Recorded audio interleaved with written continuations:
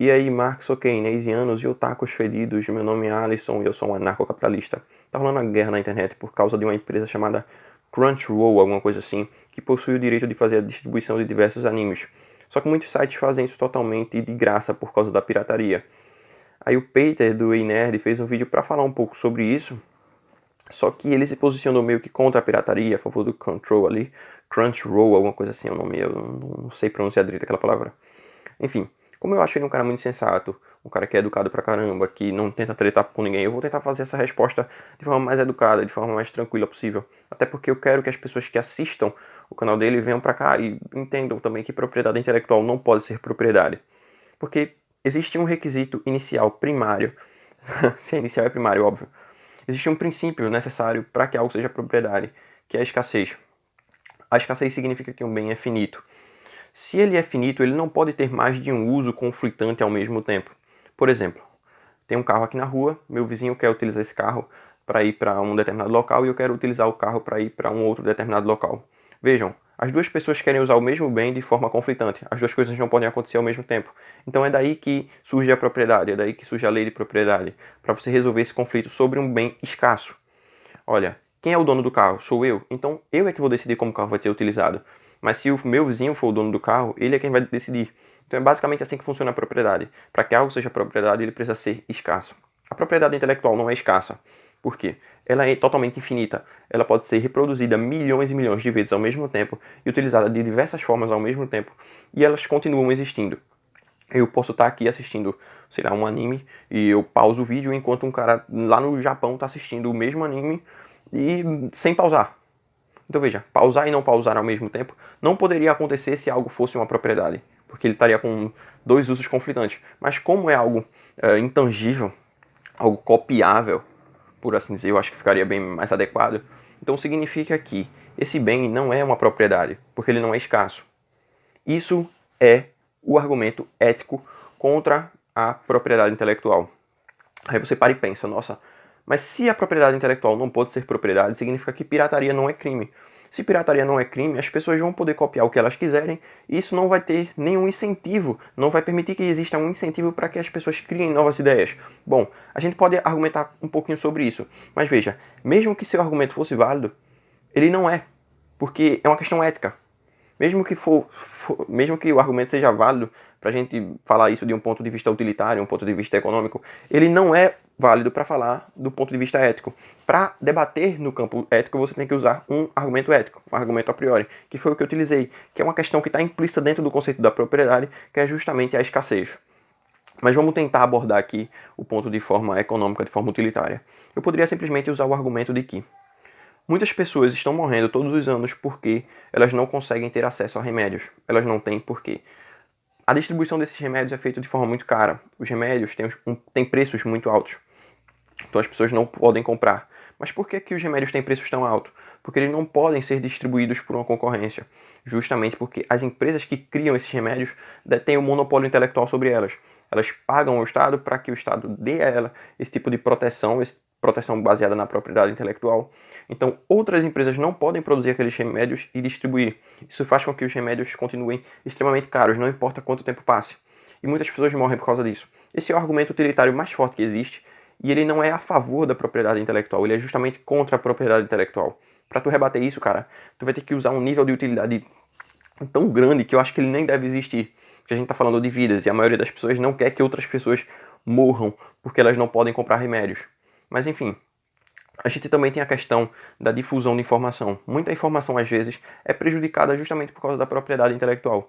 O próprio Peter no Nerd, quando vai fazer um react, isso é para provar que eu assisto muito o canal dele, sempre põe filtros em cima dos vídeos, às vezes não pode mostrar tipo, toda a parte de algum conteúdo que ele está vendo, porque a empresa pode dar um strike, ou pode bloquear o vídeo, ou pode, quem sabe até derrubar o canal. Não sei como é que funciona exatamente essas questões no YouTube, essas questões de copyright. Mas enfim, vocês veem que ele já teve problemas de gente atacando o canal dele por causa de uma suposta foto que tem um dono. Um cara, tipo, criou a foto e tentou dar strike no canal dele. O que é absurdo. Não tem como você objetivar a partir de que ponto algo é propriedade intelectual ou não. Uma foto é propriedade intelectual? Não sei. Porque se propriedade intelectual for aquilo que você utiliza meio que para lucrar, para pensar o seguinte. O Peter faz um vídeo sobre sei lá, uma ideia que tá rolando aí na internet sobre os Vingadores. E ele posta uma thumbnail, ele usa uma thumbnail que tem dos Vingadores. A Marvel pode atacar o Peter por causa da propriedade intelectual que ela possui sobre os Vingadores. Porque pensa, vamos supor que ele vai fazer um vídeo e o vídeo dele vai ter 10 mil acessos. Mas por causa da thumbnail, passou a ter 100 mil acessos. Significa que 90% dos acessos dele, 90% do lucro que ele teve ali no YouTube foi por causa da thumbnail. Mas ele não pagou nada pra Marvel. Já parou pra pensar nisso? Ou então, olha, tem um post do Injustice aqui. As pessoas quando vão ver o vídeo vão dizer, olha, esse cara gosta de super-heróis. Talvez ele fale alguma coisa sobre isso nesse vídeo. Vou clicar. Simplesmente porque eu gosto de super-heróis também. Eu tenho que pagar alguma coisa de si ou a Panini por causa disso, por causa desse pôster. Ou então aquele relógio ali que parou, eu percebi ontem. Porque a menina que fez esse relógio pra mim, pra minha namorada me dar de presente, é dona da propriedade intelectual da criação daquele relógio. Ou do desenho. Quem criou o desenho anarcocapitalista? Ou sei lá, a Rússia, a União Soviética, vai me processar porque tem a foto de um AK-47 no meio do relógio. O desenho de um AK-47. Não tem como você objetivar. E aí parem para pensar o seguinte. No ano de 2017 saiu uma notícia que a União Europeia ocultou um estudo de mais de 300 páginas em que ela gastou mais de 300 mil euros para fazer uma pesquisa sobre propriedade intelectual, para saber se a pirataria realmente prejudica produtos legais, produtos originais ou não. E o resultado foi assustador porque não prejudicava. E aí o que acontece? A União Europeia simplesmente ocultou esse estudo, ocultou esses documentos.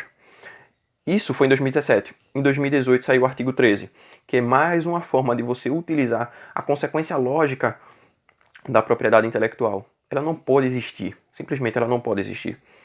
Quando a União Europeia fez esse estudo e percebeu que, olha, as pessoas estão pirateando, eu não quero que as pessoas pirateiem. Só que esse estudo basicamente diz que elas podem piratear e não vai prejudicar os criadores originais de conteúdo. Ou seja, isso é o que derrubaria qualquer tipo de argumento. Olha, como uma empresa vai fazer tal coisa se elas não vão ter incentivo nenhum por causa da pirataria? Vocês têm que entender que a pirataria cria um marketing totalmente positivo. Quando as pessoas pirateam coisas, existe uma difusão daquele conhecimento, uma difusão daquela ideia. As pessoas vão passar a consumir mais e, consequentemente, mais pessoas que realmente querem comprar o produto original vão conhecer aquele produto pirateado e vão acabar comprando. Isso é o que acontece basicamente com, tipo, um gameplay no YouTube. O cara joga, você vê o jogo, diz, pô, esse jogo é bom, então vou comprar.